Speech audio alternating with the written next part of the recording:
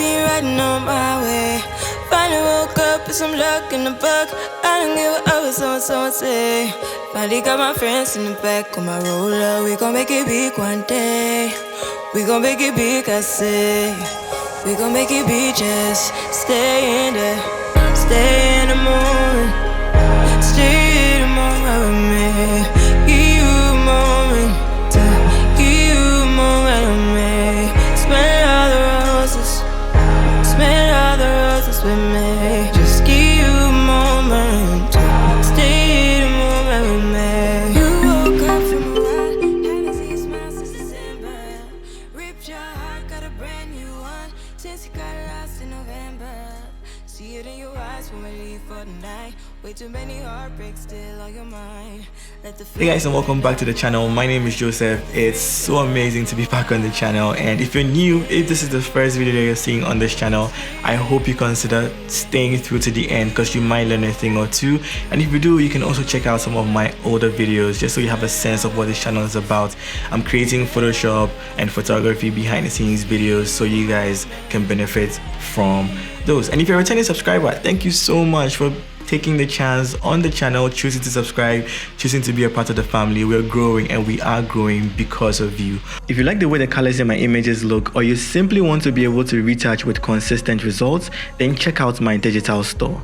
I've got some great color presets and LUTs like my melanin skin tone LUTs that are designed to help you color grade with less effort.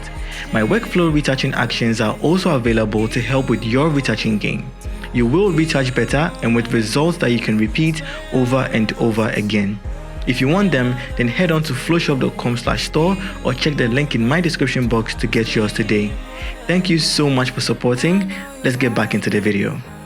So moving on, I did a collaboration with Akosia for this particular shoot. It's actually her idea. She sent over the images as inspiration for me to look at and see if it's something that I think I can do, if it's something I want to do. And Akosia is such a lovely person, and she's also a creative. And I mean, I had no choice than to accept to do it. And so when I studied the images that she sent to me, there were two things that jammed out on me. The background was entirely of a different color, and then the focus area or the light which was on the subject's face was of like the regular lighting, like your white light, your normal flashlight. And I know that the way the light had a specific shape to it, you can't just get it with any modifier. You can't get it with a softbox. You can't get it with a cone. You need that optical snoot, which I've been using on the channel for some time now, to do that. And I didn't put any of those blades in there to get like a square shape. We wanted just round light, so I just used the lens and the modifier just like that, just to focus the light. I used an 85mm lens because I wanted it to be longer and also narrower so that we can control exactly where that light is.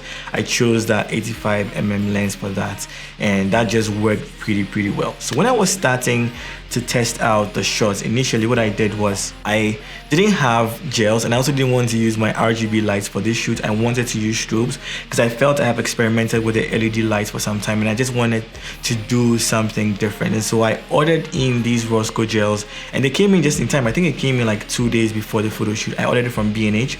I'll put a link down below just in case you want to get it. And I knew that the size is going to be big enough to cover my strobe. And in order to get it more precise or to get more control, I didn't know if those sheets were going to melt when they touch the bulb. So what I decided to do is just put a 7-inch cone first on the light bulb itself, and then I now put the two blue gels together, and then I just used a band to hold it together on the cone. And then I modified that with my handcell umbrella because I wanted the light to spread everywhere, fill the entire frame, just turn everything that my camera is seeing blue, knowing very well that when I introduce the second light, which is with the snoot, that is going to have that white light effect. So mixing those two lights is what I needed to balance out at first. So when I set out the gel light, I just started taking test shots just to make sure that I'm getting the light to spread everywhere. And I also used a white backdrop because I knew that once that blue light is spilling everywhere, it's going to turn that white backdrop blue as well. And I wanted to have that seamless feel so that if I want to like spread it out and make it even bigger, it becomes easier for me to do that. So I use a white sheet of paper as my backdrop, and then I gelled the light blue and I took a few test shots, and I realized that the saturation and the level was just what I needed. Now the second light, which is being modified with the snoot, is what I needed to be more cautious and more meticulous in terms of placement, because that light had a specific job, and its job was just to illuminate the face. But we still shot this in 2 stages. The first part was the images that were going to go into the TV, the prop that we brought, and then we needed the images of her also sitting on the TV. So when it came to me shooting the images that were going to go onto the TV, I knew that the ratio that I wanted to see so I can compose the subject in the frame properly was to use a square ratio. And the Canon R5 gives you the ability to choose between ratios. You can choose 16:9, 4:5, you can choose a square, that's 1:1, and then you can even crop again if you want to crop your sensor even more. But that wasn't what we needed for this. I just wanted to have the preview, the square preview, so that when I'm shooting the shots for the TV, I am just composing exactly what I need within the frame that I need as well. So after we shot those, we now needed to shoot the images of her sitting on the TV, and I was using my Canon 24-70 for this.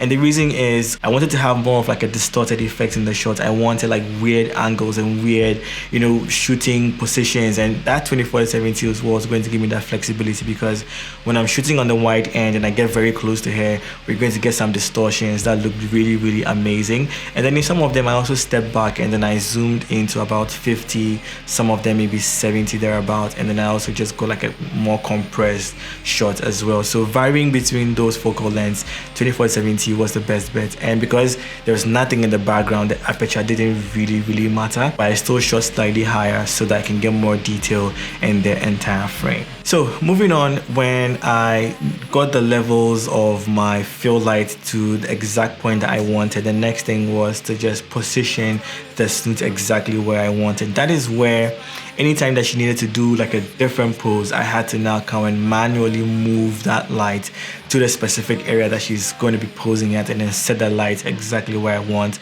and then she'll stay within that frame for a few clicks. And then if you want to change it, I'll make her change to the pose that she wants to do, and I'll just physically come and move that main light again to illuminate the specific area that I wanted. So that's the only struggle that I had, because this light is doing a specific job and it's just lighting up a specific part of the frame. And so if she does anything that is going to move her out of the frame, it means that that light is not doing its job anymore, and you just need to adjust for that. You just need to compensate for that. If I had an assistant on set, I would have had them like reposition the light or even hold it and then be more fluid with the movement. But then I mean, it was just me, and we still were able to get amazing images out of this. So that's pretty much everything that happened on set. I hope you enjoyed the video. I hope you learned a thing or two. If you want to try out mixing these, like the spotlight and the gel light, if you want to see more shoots like this, more experimental shoots like this, let me know as well in the comments. And if you want to check out Akosia and her work, I'm also going to leave her link down below, including Ampaben's link as well. Check them all out and tell them I sent you to say hi. So now that we have captured all the different images that we needed, the ones for the TV and then the ones of her sitting on the TV, we just had to combine those 2 images in post. And that is why post-processing, I feel, is also another important part of photography, because there's only so much that you can do in camera. Sometimes you need Photoshop to help you piece everything together. So you, my friends, if you're interested, if you want to see how I did that, want me to do like a walkthrough, I can do that. Or if you want me to actually edit from beginning to end, by all means, let me know in the comments, and I will be sure to do a follow-up video showing you guys step by step how I edited the images for the TV, edited hair as well, and then how I did a composite by putting that image into the TV for it to look a little bit more realistic. So yeah, that's it for today's video. I hope you enjoyed it. Leave a like if you did. Actually subscribe if you haven't subscribed, and check out my digital store. I have a ton of products on there. I'm sure you'll find something that you'd love, and I also have some freebies on there. If you want to check those out as well, you might as well just do it. Link is down below. I'll catch you guys in the next video, and remember, don't ever give up. I see you climbing, been trying to find your way. Let's see you smiling. Since we were stuck in LA, we come jump the rooftop and come watch the skyline with me.